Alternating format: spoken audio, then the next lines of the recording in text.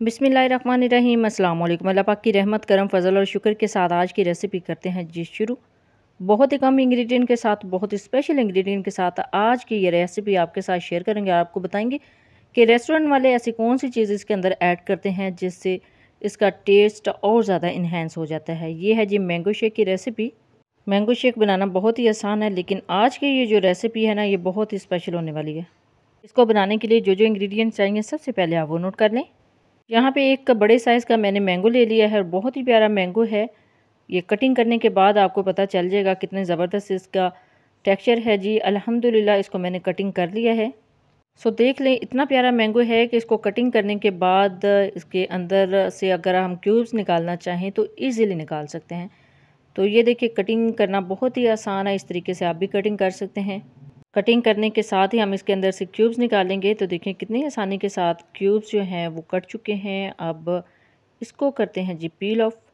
सारे क्यूब्स अब इजीली हम बाहर निकालेंगे। इस तरह आप नफासत के साथ आप भी कटिंग कर सकते हैं। बहुत ही ज़बरदस्त वे में कटिंग होती है। तो देखिए जी, अल्हम्दुलिल्लाह क्यूब्स जो है वो इजीली कट हो गए हैं।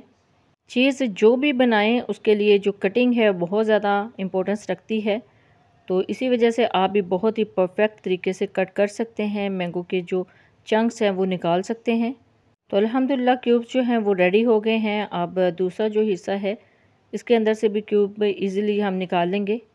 तो ये देखिए जी, अल्हम्दुलिल्लाह बहुत ही परफेक्ट जो है मैंगो क्यूब्स वो निकल आए हैं।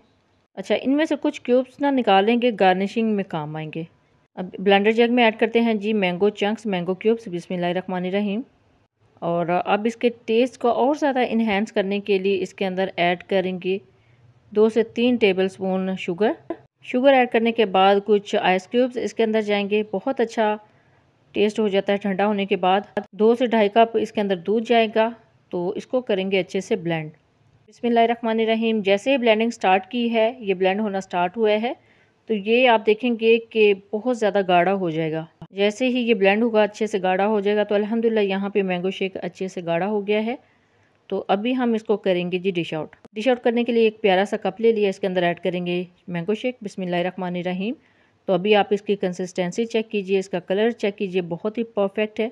अब इसके टेस्ट को इन्हेंस करने के लिए, रेस्टोरेंट स्टाइल देने के लिए इसके अंदर ऐड करेंगे आइसक्रीम स्कूप। ये मैंगो आइसक्रीम स्कूप है, ये होममेड आइसक्रीम है। इसकी रेसिपी भी आपको मेरे इसी YouTube channel Punjabi food and travel से मिल जाएगी। इसका लिंक मैं नीचे डिस्क्रिप्शन में ऐड कर दूँगी। इससे टेस्ट और लुक बहुत ज़्यादा इन्हेंस हो जाती है, बहुत परफेक्ट हो जाती है। इसके ऊपर मैंगो चंक्स ऐड कर दिए हैं और अब इसके अंदर स्ट्रॉ लगाएंगे।